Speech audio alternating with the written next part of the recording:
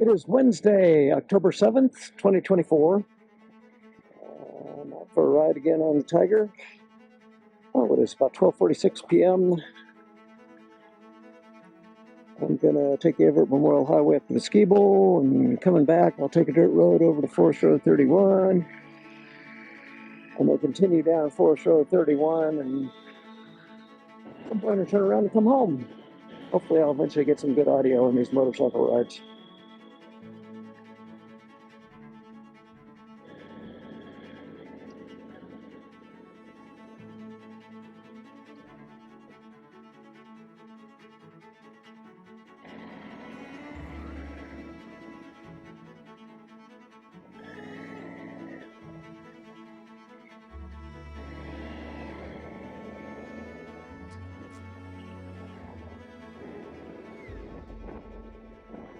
Not many people at Bunny Flats today. Wednesday, early afternoon.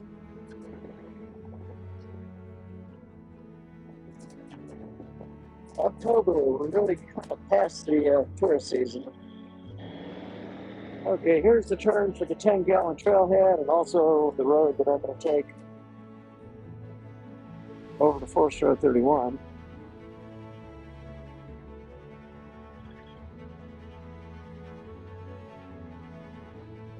There's a parking lot up here. I'll stop there for just a minute and switch this into off-road.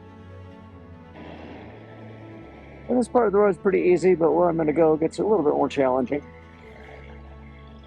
Hopefully I'm not going to have my second tip over on this bike on it.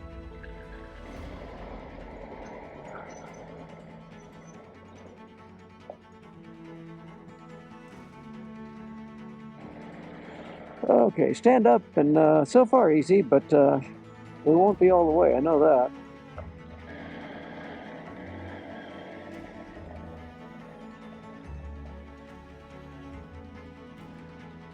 Silty to each side here if I was to get off of this center part of the road.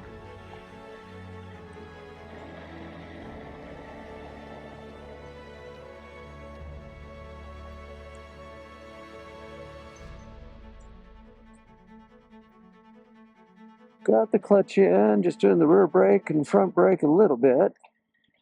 Now that rear brake, I'm in off-road, so if I trot, yeah, it'll slide the rear wheel. And on loose surface, I mean, that's actually what I want.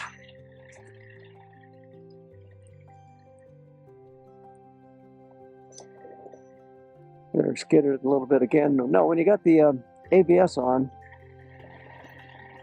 all at once kicks in, it's like you're not even putting the brakes on sometimes, which is disconcerting.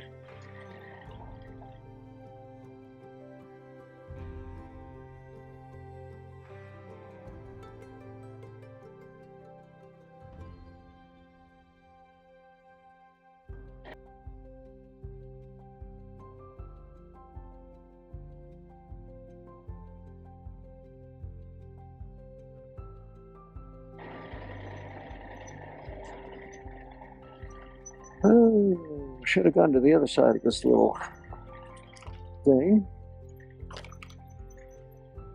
But I'll just stay where I am, tough it out. Okay, made it.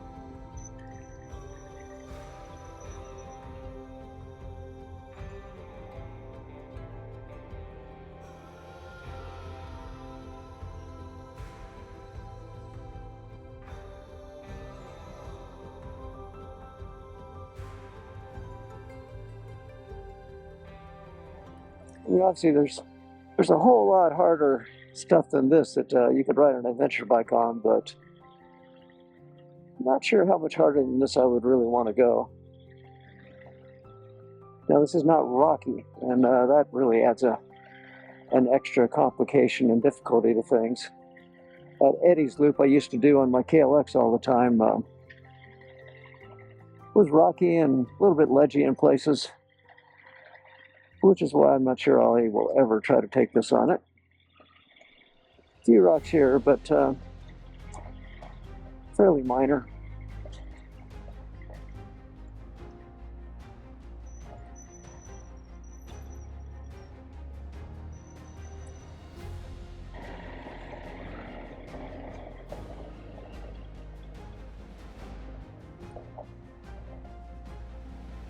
Right there, Bear Springs Trail. I used to start from the house and ride my e-bike all the way up to here, and then go down those trails most of the way back, or a lot of the way back, not most, but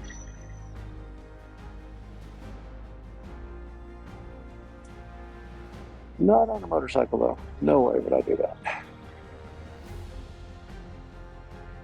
Not because you couldn't. I mean, if you're on like that KLX or something, sure you could, but it'd be very disrespectful of the mountain bike trails and highly illegal, and if anybody does that, I hope you get caught and get a huge fine.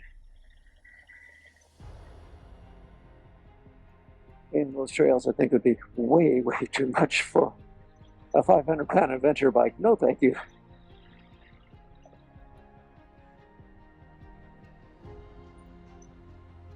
I think one of the first videos I posted to my channel was an e-bike video, and it was doing that trail back there.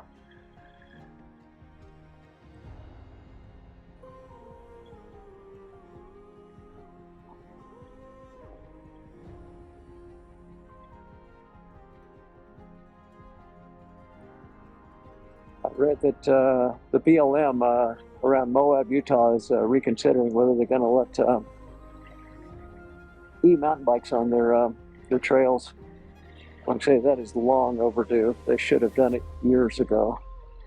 And hopefully they'll be pretty permissive and just let them go everywhere.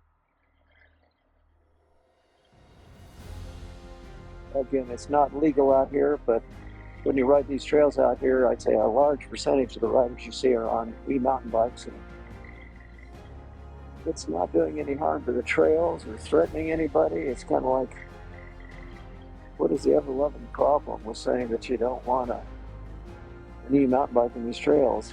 You're a purist and it's got a motor. Okay, so what?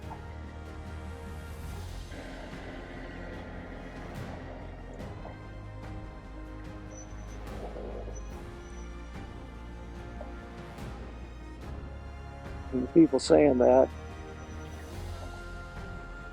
if everything goes the way it should for you, someday you're going to be my age and you're going to be saying, gee, you know, I need to ride an e-mountain bike. I can't ride the other one anymore. Think about that.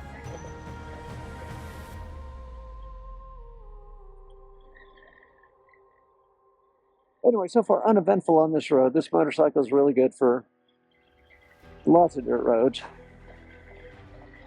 Some of the forest routes around here are extremely challenging, which no, this would not be, but a whole lot of them are more like this, and a lot of them are easier yet, so you can do a lot on this bike.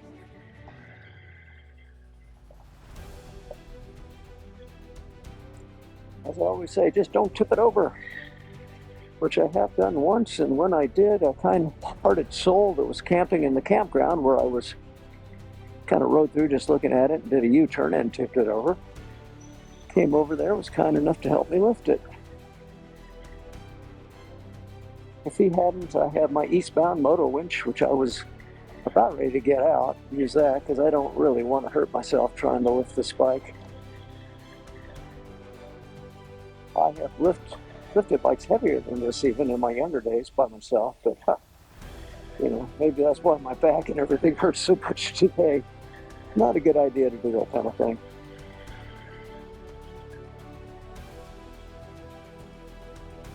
And here is Bear Springs again, and I just passed over there. I didn't get a good look at it with the camera, I don't think, but that's Steam Donkey, and I got a video of going down Steam Donkey on my e-bike. Check it out if you're thinking about Steam Donkey. It's a challenging rock run.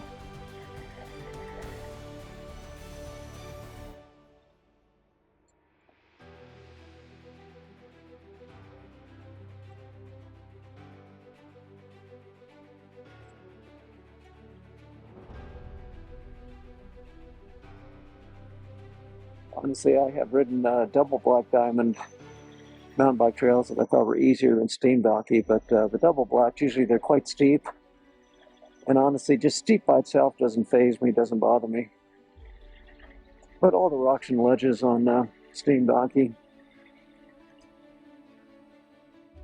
Currently, at this stage in my life, that does bother me.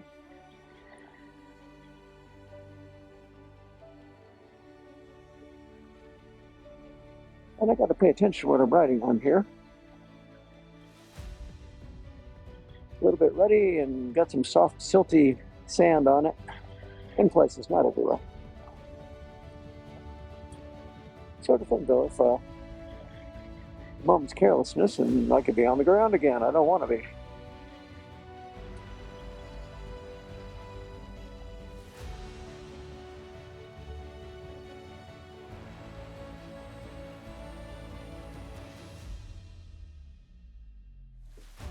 And again, I'd rather have the rain mode throttle map, but I really can't put up with very sensitive ABS that goes along with that rain mode, which I think for roads like this, I'm just almost always going to have to put it into the off-road mode. And the throttle isn't really twitchy. I just, given a choice, I'd have a softer throttle yet, but no big deal.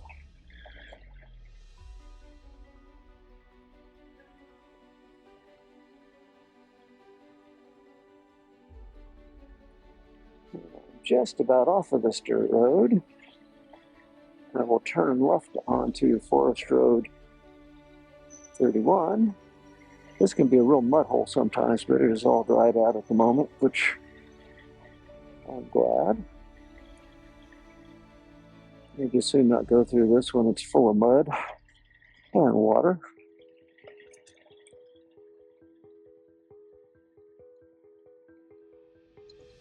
There's nobody coming, so there you go. Now this is paved, but it's also extremely potholed.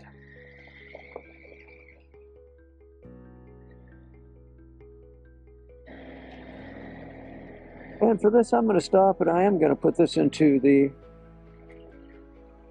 my programmed rider mode.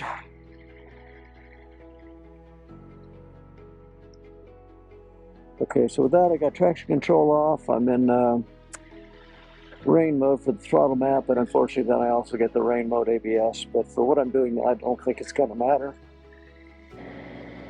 And honestly, I like the soft throttle when I'm on sketchy surfaces.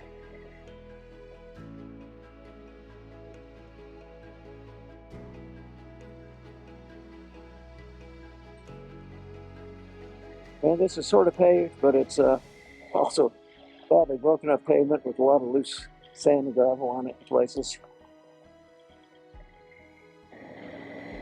This is another one of those roads that pushed me towards getting this adventure bike. It's just not that much fun on a pure street bike. You need the extra suspension travel, and you need a little bit bigger front wheel, all that stuff. Now for that ride I just did up to the ski bowl, the Suzuki is actually more fun. Than just, again, it's a two-wheeled sports car that just handles on rails. Really quick handling. It's a lot of fun.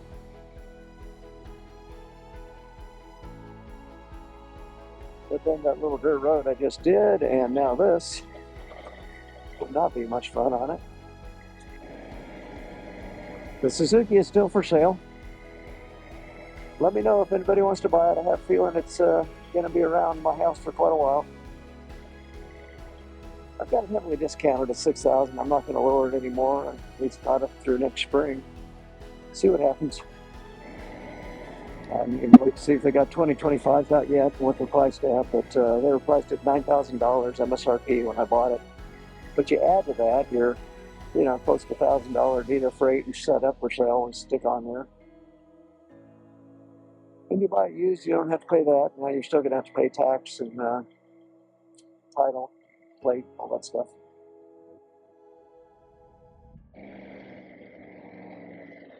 And that's the other road, dirt road I could have taken across to get to Forest Road 31, but it's not as challenging as the one that I took, and I think the one that I took was a little more fun, although I had to be a little more alert. Like I say, putting this bike on its side is not something I really care to do again. This area to my right is a popular place for RVers to boondock. Not too many folks out doing it right now. There is one over there, maybe. Could just be stopping for a little while. That looks like a camper van. You see it's all over the place in California. They got these roads they paved, and then they just quit paving them and let the asphalt gradually crumble away, which is what's happening on this Forest Route 31. So I'm doing a little over 20, 25 maybe. Got my face shield up, standing up, so I'm not getting any protection from the windshield, but it just feels really nice out here. I think I've got time, and I'm inclined at the moment. I think I may go all the way to where this road was cut through by, I forget the name of the creek. I'll see it up here, but at any rate, this road at one time would go all the way through quite some distance, but it doesn't anymore because a creek, or maybe it's a river, cut through the road and hasn't been repaired. Again, I took the KLX out here, did a video. I think I titled it KLX Ride to the End of the World. Not really, the end of Forest Route 31 anyway. And when I did that ride, I took the KLX kind of all the way up near the bank of the river. And I will not do that on this bike because it got some pretty deep sand and silted there, which even with a KLX with the snappy tires, it did okay getting out, but made you stop and think, and I'm not ready, maybe ever, to try to challenge this bike with that deep of sand and silt. Could it do it? Yeah, probably with the right person on board, but it's not going to do it with me.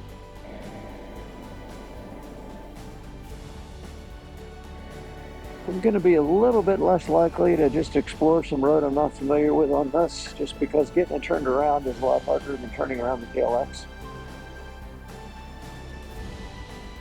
Again, with time, more experience, more confidence, I may change that and do a little more exploring with it. But right now, what I'm on, I've been up before, I know what's up here.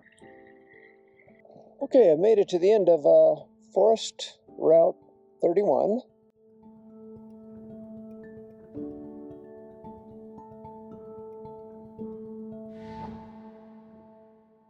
You can hear it running down there. There's a mud creek down there, and it's cut across this road, and the road used to go through, but they haven't rebuilt it across the creek.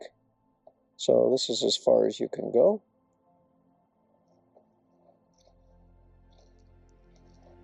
And I got my motorcycle a little dirty. Have not dropped it, thank goodness. See, it looks a little different with the green Cherby handguards on it. I still haven't made my mind up if I want to change the color to blue or black or something. I mean, the green might be okay. Let me know in the comments what you think about that one. I am going to take those bar end mirrors off though, and put on some double take mirrors. So I guess I got to get my stuff back on and head home. I said I was going to be gone 2 hours. As usual, I'm going to be gone longer. I have a habit of that.